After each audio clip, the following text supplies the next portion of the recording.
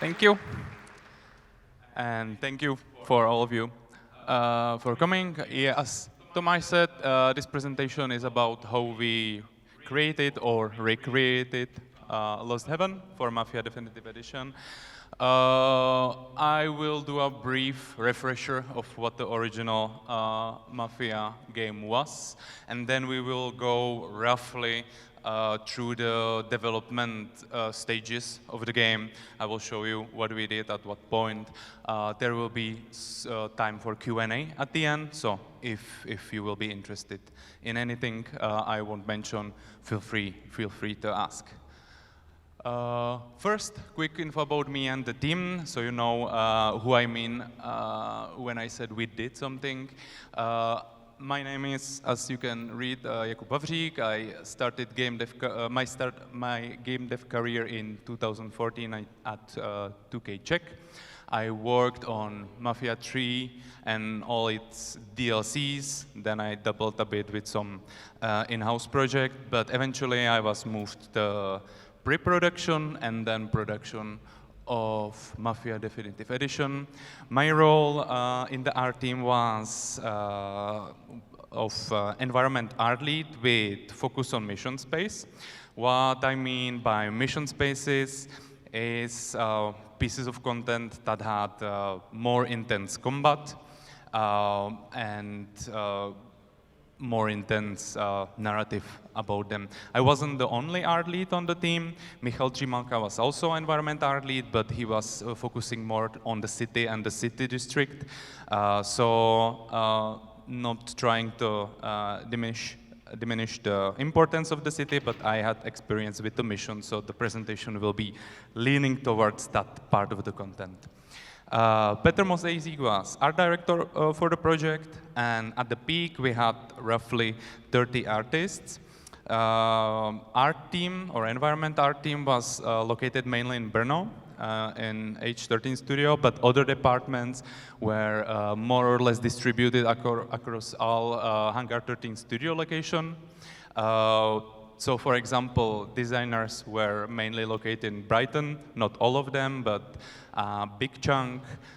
Engineers in Novato in California, etc. So what it meant, the whole development was Zoom heavy, and with or beloved COVID-19 pandemic, even more so.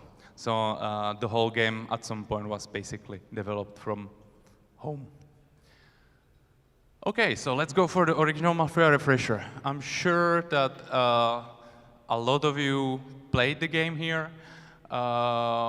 Just some dates. The original Mafia was released on August 2002. Recently we celebrated 20th anniversary. It was developed by Illusion Softworks, which later rebranded as 2K Czech, which became part of Hangar 13. What I'm saying is it's a bit difficult to follow the timeline, and we often get questions like who we are, if we have any connection. Actually, a lot of people that work, well, relatively a lot of people that work on the original Mafia are still in the studio, and were part of the Mafia Definitive Edition. So that's why I mention it. Original Mafia was running on proprietary engine called X-Editor.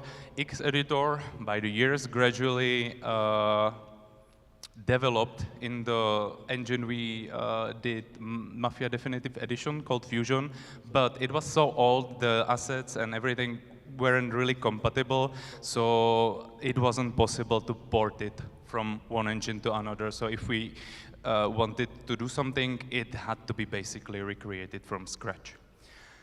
And most importantly, Future hasn't been kind to it. Why I'm saying it? If as I said, you grew up on this game, you really loved it, you played it as a child, it's really easy to remember the trees in front of gallery having a bit more polygons that they were there in reality. Service station, maybe you remember it with more details on the facade, or Pepe restaurant with more detailed texture. I'm not saying that just to like bash on the graphical quality at that time, because that was obviously really good. I'm saying it because it's important to understand what was the reference material we had to work for and what was actually possible to reuse. Because this Salieri warehouse, the fidelity of the art was enough for 2002, but it was definitely not enough for Mafia Definitive Edition, so we had limited amount of reference. So keep that in mind and understand why the Salary Warehouse looked like this in the final game, because it wasn't possible just to copy it directly. Let's move to the beginning. We obviously wanted to stick to the original reference as close as possible, so starting off from the meshes of the original city was obvious choice for us. We had two options for this. We had the easy way, where we could just basically reach to all our well-maintained archives, pull out the data from that, and that will be it. Or we could do it the hard way, realize that we have the databases, but nobody knows passwords to them. We could try to call some old colleagues, and in the end, resolve the ripping graphics art buffers so we can attain the geometry. So obviously we chose the second option. This is what it kind of looked in the max. If you're interested, it had circa 700,000 triangles in total, so this is nowadays like medium nanite mesh asset. This is how the data looked in the engine already. This is running on the new engine, on the Fusion. It already had all the new weather system, new water system. You were able to play, quote-unquote play in it. You can walk, you can drive, but we weren't really planning to use it as it was. But it was really useful starting reference, and we were able to start iterating on the city from this point. What were our next steps? As I said, it was one huge big chunk in Max, or let's say 2-3 chunks in a Max, so it was super painful to iterate on it. Every building was separate element, every triangle, so we had to do some preparation work, so we are actually even able to adjust the city. So we're not really proud of it, but we really went hard manual labor on this baby, and we created boxes for each building, placed them in the city, and basically recreated the layout more or less by hand. But this was the result. This is the recreated Max file. All the city blocks are basically separate objects, and what it gave us was the ability to move districts, move blocks, move buildings around, so we can actually improve and make the city a bit better, because the city before was created for the old engine. There were some technical limitations, and we wanted to squeeze as much from the new tech. We also work with designers. It wasn't only about art. Designers did some preliminary research. They look at the paths you take between missions, created these heat maps, and we shifted subtly the roads so you have better access to some missions, and you don't have to do some painstaking rerouting if you decide to go from point A to B. And this is basically the result. It still lives in one big Max file, as you can see, but already it has improved layout. It has more or less final district location, and we were quite happy with it. But again, there was no game in OGame yet. So next point for us was the first playable milestone, where we actually try to tackle something that you can play, and there is some combat and you can do something. We selected something we called Beautiful Corner, which was a small piece of content. It wasn't a whole mission, but it was a small piece of content. We used to stress test our pipelines and set bars for visual quality. Selected location was Pepe restaurants and neighboring streets. And this was the first time where mission and city pods were separated for the first time. Before this point, there was just 1 or 2 artists. For FPM, we got intake of more artists, and we could dedicate people to city part and for mission. Mission part worked on the restaurant itself, the interior and the backside, and city team worked on the neighboring streets and polished them to the high quality. Pepe Restaurant was first combat space to be tackled, and there were issues with metrics and issues with mission flow. What I mean by issues with metrics is that the old game wasn't really cover shooter. You were able to crouch and hide behind object, but our new engine and Mafia 3 was cover based. We had kind of strict rules about distances and dimensions of object you could hide and cover behind. So the spaces that were in the original location weren't really fitting to those metrics, so we had to do quite some adjustments. And also there were issues with mission flow, where for example, in the original mission, as you can see here, you started to combat and you had to backtrack, basically go behind you, and designers really didn't like that, so we had to do some changes so you can basically see the progress forward and you can naturally follow the gameplay. We had to create 2 versions, one cinematic clean version and gameplay destroyed version. The cinematic version, you weren't really able to enter it, but that's where the cinematic happened, where Don Salieri goes and eat the lunch, I think was. And then there was the game player version where actually the combat takes place. We switched them at the end of the cinematic, but it was basically 2 different mission spaces. We had to focus a lot on reuse of Mafia 3 assets. We didn't really have budget to produce everything from scratch, so for this mission and all the other missions, which I will mention later, we look at the library of our Mafia 3 assets and reused what we could. You can see it as the textured asset in this screen. That's the first kind of development version of the interior combat space. The chairs, the bar, and the piano, some shelves, whatever we can, we kind of stolen for Mafia 3. There were also a lot of intersecting systems. I mentioned the cover system. It was the first time we tried to do some enemy AI behavior, so it was a good testing ground for us.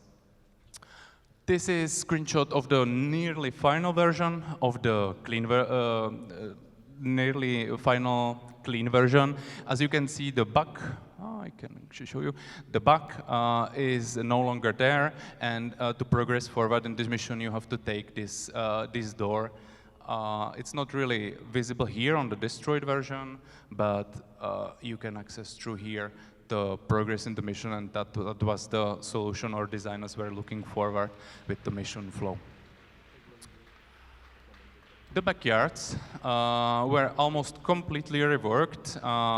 If you played the original game, there were multiple roads you could take to progress to mission. You can go inside the houses to different floors, or you can actually exit to the street. But all of the roads weren't that super interesting. Designers wanted to condense it to just to one road, which they can give a proper love. So the amount was reduced to 1. And the old one was also really bad for our metrics, so it had to be expanded to provide enough space for the AI commerce system.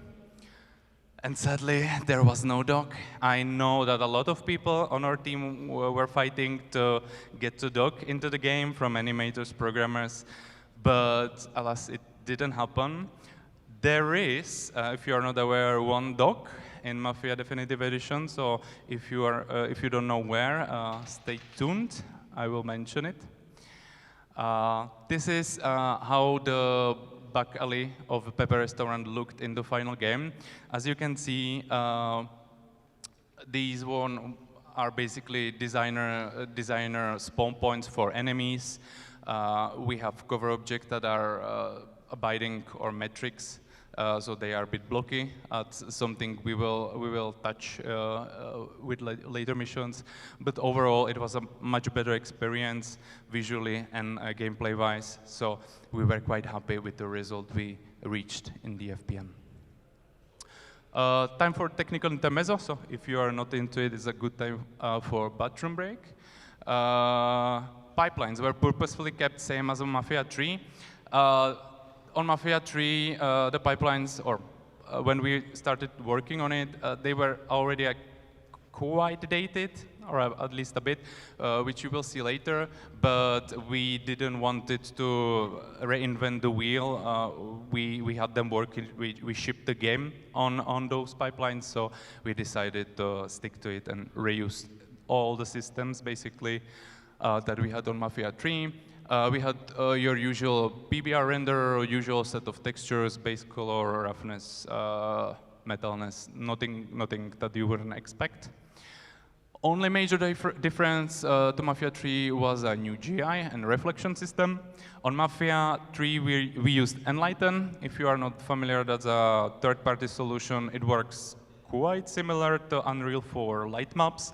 You have to do special unwrap for each asset, basically, and it's a huge pain in the ass. So we were super happy that our software engineers developed our in-house solution for GI.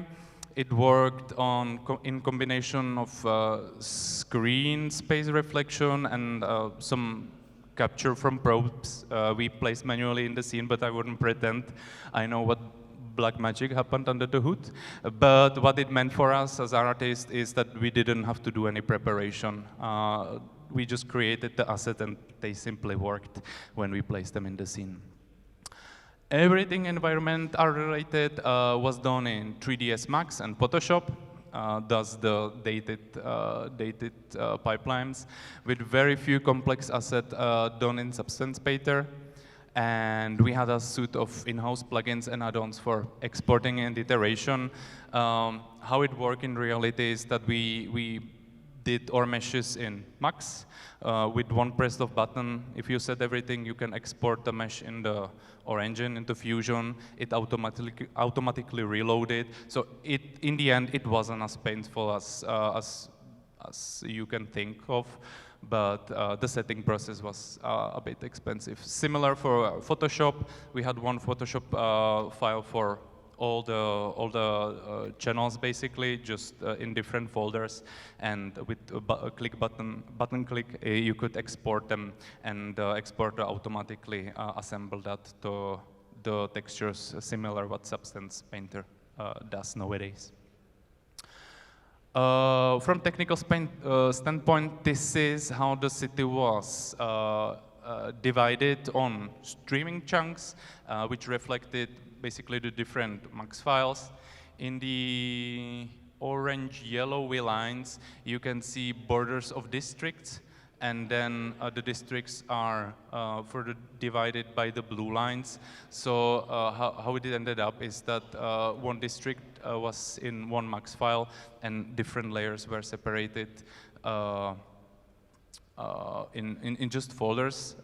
The yellow ones, those are the mission spaces. They had their Max files and their own scenes, so they were living kind of separate and were given special treatment by our streaming system. Our Max files contain all the geometry, including lots and collision meshes. Both lots and collisions are done by hand.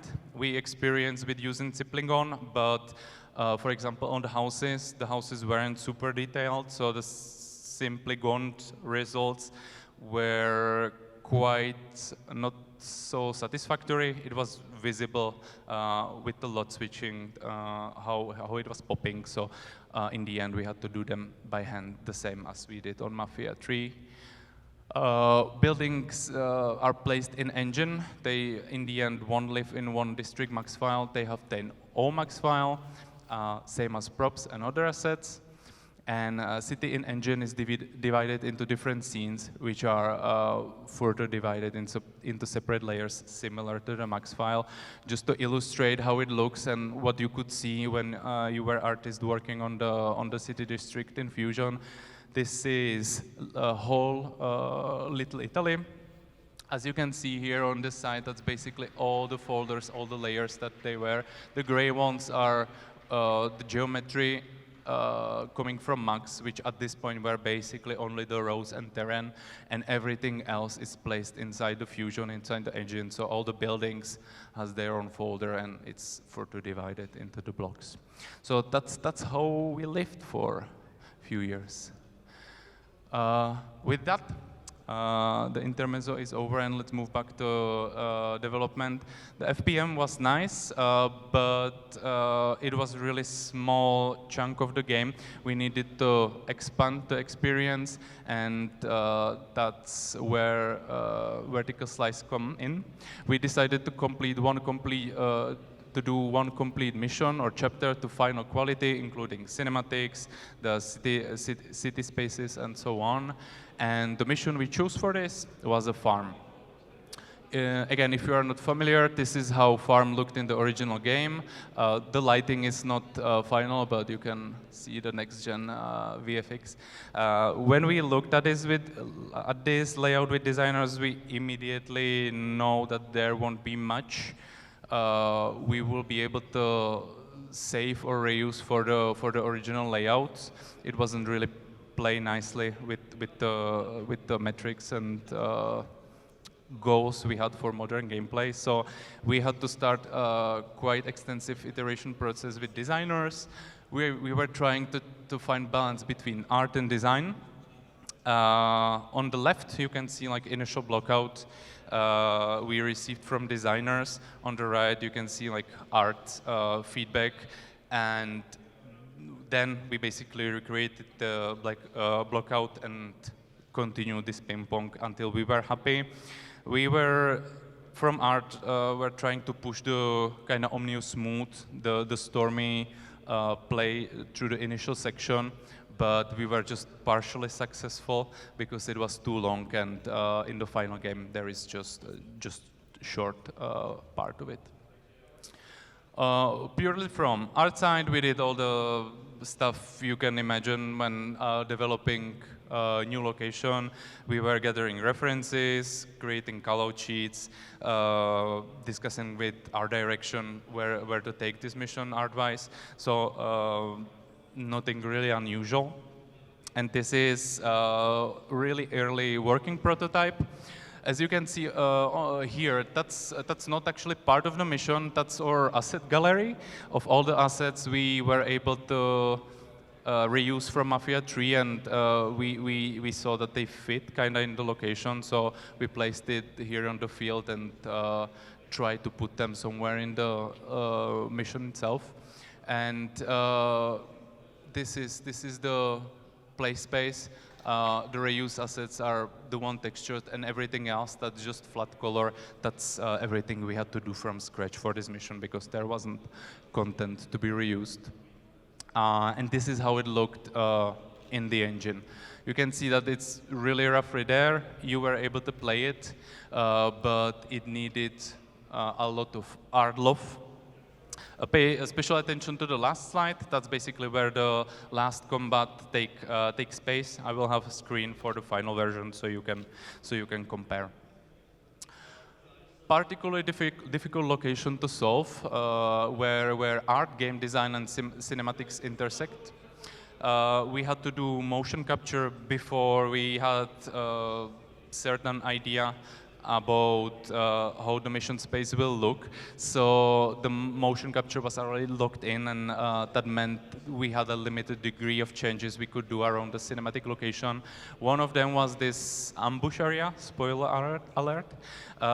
Basically, this one was super difficult because that's where art and design and cinematic had to find a balance between three of us. in the end, we had to do the floor completely flat because that's how the mock-up was done, and we weren't able to change it. And there were also limitations where we can place the cover objects, again, for the cinematic and for design purposes. So this one was definitely one of the topics where we struggled on during vertical slice. And other tricky locations were wide open places where heavy combat took place, or AI cover system metrics didn't really help us on the art side to achieve believable spaces. So designers kind of tend to stack their cover objects in orthogonal manner, and not really something that art would like to see in their mission. So we had a lot of, let's call them discussions, about this area. In the end, if you look at the final location with final lighting, I would say it didn't end it too bad. You cannot see the artificialness of it, but definitely that was one of the problematic points when we were developing this mission. This is the final shootout. So if you can compare with how it looked before and how much we pushed it forward. And I promised the doc. Here it is. Before you ask me, no, you couldn't pet it. Okay, with that, we finished FPM. It was a success. We had all the steps in mission production properly set in stone, and after that we proceeded to work on all the location more or less in order how they appeared in the original game. Mission team was divided in half and tackled 2 locations simultaneously. And city team progressed on district in similar fashion. They had different districts. They were just developing totally independent of us because they were basically different files, and combat spaces weren't depending on them. To summarize and illustrate the steps or the progress we did basically on all of these missions, we can take a look on how the broader mission came to life. So this was original game. Again, we always started with research how the original mission look. Similar like on the farm, it was obvious that we wouldn't be able to copy it that close, but we always at least tried to distill the spirit of the mission and try to recreate it with all the metrics and gameplay needs there. So this is how it looked in, let's call it stage 1. It's a rough block out. You can see all the reuse assets, but nothing much there. But already in this point, the gameplay was more or less proven, and the blockout was set in stone, so art could do all the time-expensive stuff, basically developing the mission on the art side.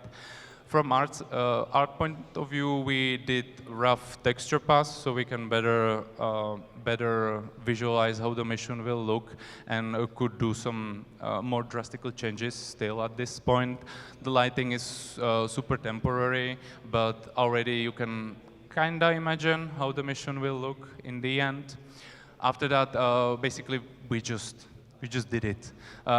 This is let's call it stage 3 with final texture. Lighting is still not final, but there is already some decal pass. So after this, we just gave it a bit more love, bit more polished, final lighting, and this is how the game looks in the release. Mission looks in the release. So this was the progress. All locations follow this more or less accurately.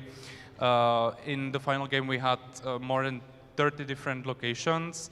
Not all the locations were the same size. Some were easier than others. For example, this one is probably the smallest one, Sergio's house, where the car explosion takes place. So basically the mission is only this chunk, everything else is city. So this is probably the smallest one. Farm, we can say, is one of the bigger ones. Rather than going through all the missions and just bothering you with the progress on each one, I picked few which were most challenging for us, and I would like to show you where we struggled the most with our missions. One of the challenge definitely was Autodrome. It was the biggest location in the original game. It was separate loads. In the game, you had to wait for a load screen there, and in the city, it was a bit weirdly placed. So we had to integrate it into our map. But that wasn't the biggest problem. This is how the mission looked early in the development. The track is not exactly one-to-one, but is really close. As you can see, all the vegetation is stamped, and this is how the mission looked in the final. The biggest problem with this mission, where we struggled, was actually the vegetation.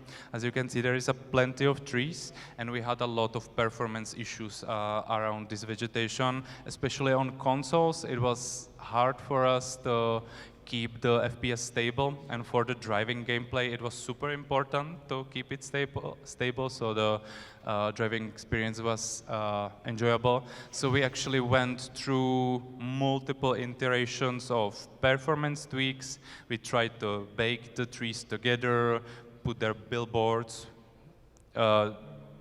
different combinations of so.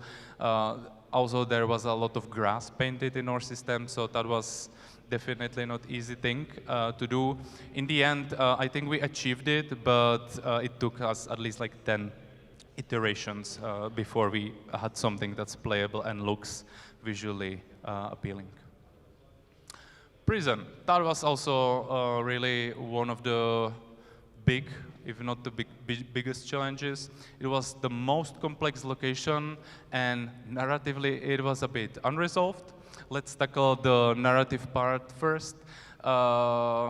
It was basically abandoned prison, but suddenly waves of gangsters started attacking you. So we wanted to improve it. Also, the entrance was some convenient sewer cover under construction. So with our writers, we tried to do something a bit better and give the location a bit more meaning. So our art directors and basically game directors try to lean a bit more into homelessness idea. We put this basically homeless camp in front of the location. We pushed the sewer entrance here, and the whole thing basically was imagined as a sort of Hooverville, which were basically locations where people were forced to live during the Great Depression. The sewer section in prison was just this small part. We thought it's kind of a miss just to waste such nice environment change on such small part. So we quite extended it. Designers even put some combat section in it. So that was definitely nice. Some of the parts of original location weren't really fitting into our idea. So where they were completely cut out and replaced with something else. But in the end, there were so many different parts of this mission, which I touch later, that it took us a lot of time to tweak the metrics and combat gameplay, but also art-wise, we had a lot of feedback back and forth with our directors. Sometimes they gave us subtle hints like this, what they think about our work and so on. Let's go back on the complexity. The mission has had different gameplay on the way there and on the way back. On the way there, it was more or less non-combat space, just going and finding way. On the way back, it was pure combat where police arrive and you have to shoot your way through. This is a screenshot from Fusion wireframe of that mission. As you can see, there is a lot of stuff happening. We had 3 buildings plus the tower. So it was super easy to get lost. and we were kind of fighting in guiding player through this mission because in our tests it wasn't uncommon just not to know where you are and where you should go. From our standpoint, we tried to remedy it by this color coding and also using some decals. It partially remedied this problem, but it wasn't enough in all the places. For example, on this section, we needed player to go right into that tunnel, but in our internal playtest, players often just went straight, get lost and didn't know where to progress. Looking backwards, it's not super rocket science to figure out why. The path forward was just simply more inviting with the light. This one is not super appealing, so looking back, it's obvious. But at that point, we kind of had to try a few things. In the end, we decided just to block the window, added some objects that kind of visually lead you in the way, and hopefully we resolved this, but there were multiple sections like this in the whole mission. Another one, custom warehouse.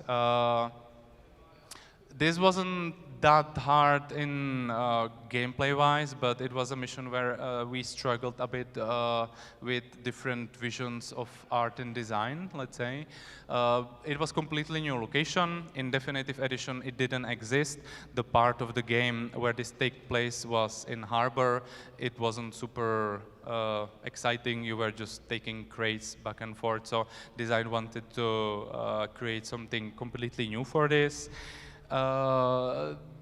Design wanted kind of big maze-like warehouse. Think Indiana Jones size of the location. Art just wanted to look cool and believable, as we always do. And when we saw the initial blockout from design, we were kind of struggling to figure out what we will do with this. I'm glad to say that this one we hopefully won. This is what we achieved on the art side. Hopefully we managed to stick to the designs idea, because in the end we obviously do a game, so the gameplay has to be also, or it's more important the art, but we managed to squeeze our touch in it.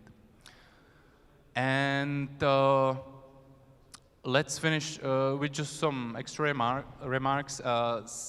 Environment art was not really responsible only for playable missions. We also work on cinematic locations together with editors and animators. So we did all the location you can see in the cinematics, the wedding, extra prisons. This is the ending shot and Tommy House. And another thing we also did, and maybe you will be interested to learn, that the collectible, the Fox collectible, it's a real-world thing. It's some taxidermy fox or art director, Petr Mozdejzik, found who knows where. We 3D scanned it and basically recreated as a collectible item for Mafia Definitive Edition. And that's what I have prepared. Hopefully you learned something from our struggles. Hopefully you will be able to use it in our own projects. And if you have any questions and answers, I would be happy to answer. Thank you very much.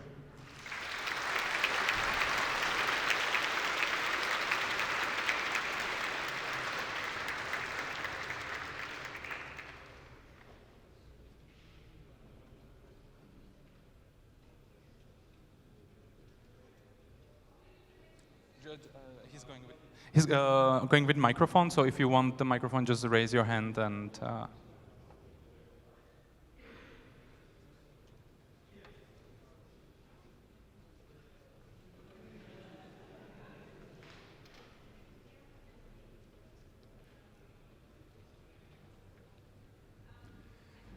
Hi. Thank you for the presentation, and I would like to ask a question. Have you used any like automative approaches or procedurally creative approaches as well? No, not for this project. At that point, we weren't studio-wise really familiar with Houdini. So this was really old school, handmade, almost everything. Where we used Houdini maybe once was the terrain creation for countryside, where we used some height-based workflow, but nothing extensive really.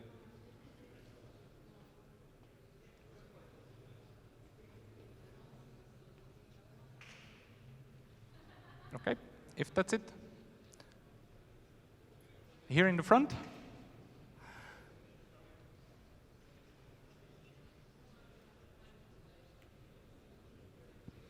Okay. What system for generation of covers did you use? For cover system generation, did you use some kind based on NavMesh or something like this? Cars. Yeah, covers. Yeah, cars. We had a NavMesh. Cars used the NavMesh, but generally it was spline-based and really design-altered. I don't know much about this because this is question more for designers and tech, but my vague understanding is that there were some splines the cars were basically driving on, and there were intersection in the system where we had actually traffic lights, and it was driven by that.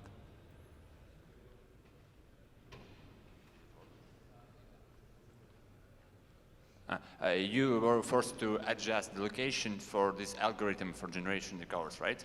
No. The roads we wanted to do weren't that crazy. Basically, we did mostly what art and design together wanted, and they were just like copying splines of the roads. We were for the city layout. We were sticking mainly to the original city. We didn't want it to do any drastic changes, so this was working just fine. But again, maybe someone from design would have different take on this.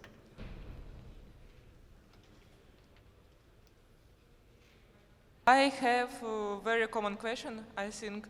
It's about level of hardness, maybe, about this mission with racing. How did you take this decision, and in the end, how it, I don't know, how it changed the player experience about this race? Yeah, for the Autodrome mission, first of all, it was famously hard in the original game, and I know designers kind of wanted to keep that, but they also wanted to make it a bit more accessible. They really didn't looking forward to all players having to retry it 5-10 times just to pass the mission. So I think in the end it was difficulty based. You can really select how hard it was for you, with the classic difficulty being quite close to what was there originally. But since our driving model was new, it's probably on the players to comment how close we got with it. And about reviews, was it okay for these hardcore players who may be crying that, oh no, they put some levels, how? When I was a really small kid, it was only hard, difficult, and that's all. So did you receive good reviews about this idea, this decision, or? Yeah, overall, I think the reactions were positive. I'm not sure if there was something specific for the Autodrome mission, but hopefully, at least I personally didn't read any angry forum posts about how the mission is not passable again. So yeah, hopefully we succeeded. Thank you very much.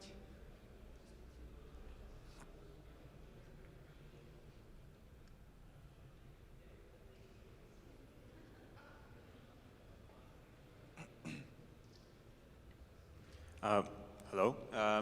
What rules do you follow to change something on the old levels to be more playable? Well, as I said before, the playability was really different from the old game to the new one. The first and most important decision we had to kind of make, or a rule to follow, was our new cover-based system metrics. Basically, the whole game is designed around it.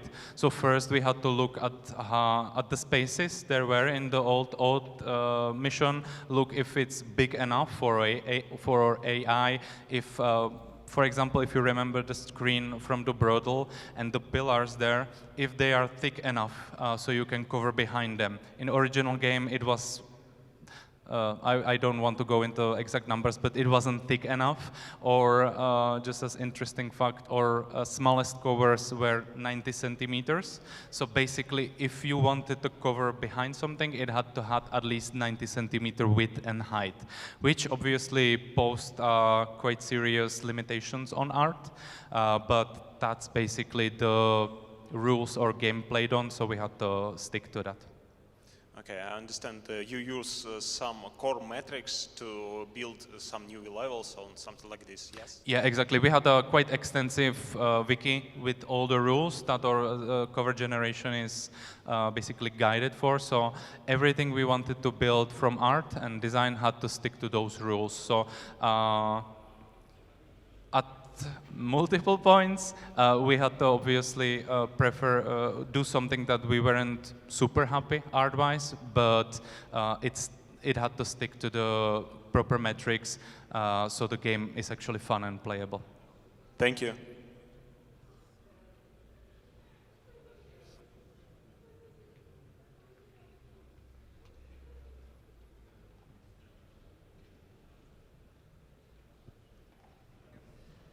Hi. When I was exploring the city and the game, it felt really American. So what was the matter of creating such an American atmosphere? Is that was the matter of having a lot of references, or did you actually had a consultation with Americans or some people who made American art like that? How did you achieve that atmosphere? Yeah. First of all, part of the team was based in California, but just to be honest, that was mainly like engineers and coders, so they didn't have that huge impact on the art. But most of it was really reference gathering, just checking the proper time appropriate photos and stuff like that. We didn't have any like trip to Chicago or anywhere just to get the vibes. So it was basically all Google based. Yeah, thank you. I think that was a really nice job because I couldn't think it was made of artists from Europe. It was really American. Thank you. Hi, thank you very much for a great talk. I wanted to touch the art pipeline side.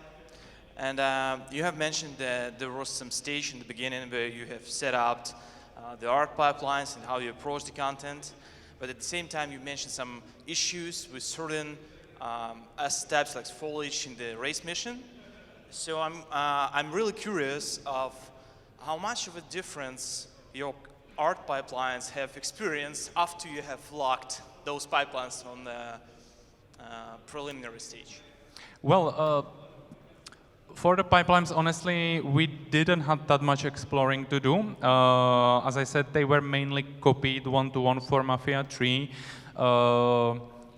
The issues you mentioned stemmed mainly from locations that were using the pipelines in unexpected manners, let's say, or we tried to create something new that wasn't in or handled by original Mafia pipelines as the vegetation.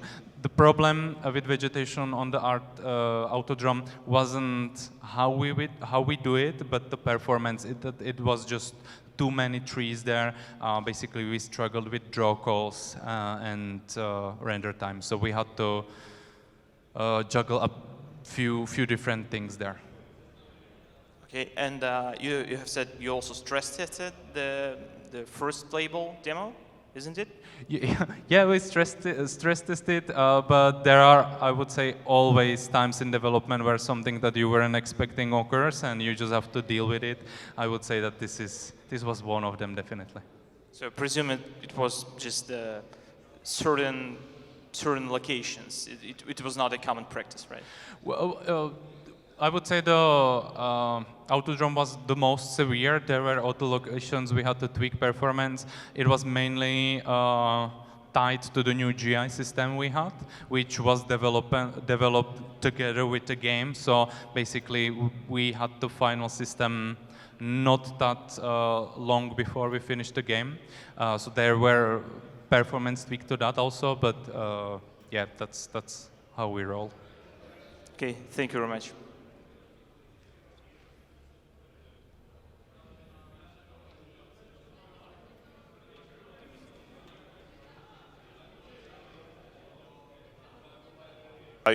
Yeah, it works. Thank you for your presentation. So my question is regarding like AI and equilibrium with level design and art design. Yeah. So have you faced like any limitations in the terms of AI in the level designs? What I mean that, for instance, you could have just like 5 or 15 covers per location. Oh, if we face limitations, yeah, every day. The thing with AI is that, or at least in our game, was that they need quite serious amount of covers to do their thing. So basically, design was forced to put enough cover objects in the mission, and that were mainly the pain points between design and art, because they had to put enough so the AI system works.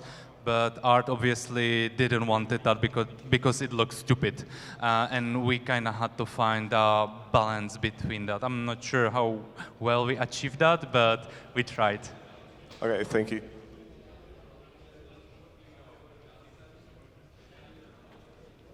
I'm afraid this will be the last question, so make it worth. Okay. Hello, thank you so much for a game. Mafia is a great game with a great atmosphere, and one of the important part of this atmosphere is the songs and the music. Can you explain how did you choose songs for your game, and did you change any songs from original Mafia to remaster? Thank you so much. Yeah, I don't want to strive too much into audio designers. That was basically their job, but I can comment on that what I know. It was mixed between reusing contemporary music, but a huge part of it was also recording we did on our own. I think there were scores written for our game and recorded by actual orchestra. So it's I think blend between those two. Okay. Thank you very much for your attention, and enjoy the rest of the conference.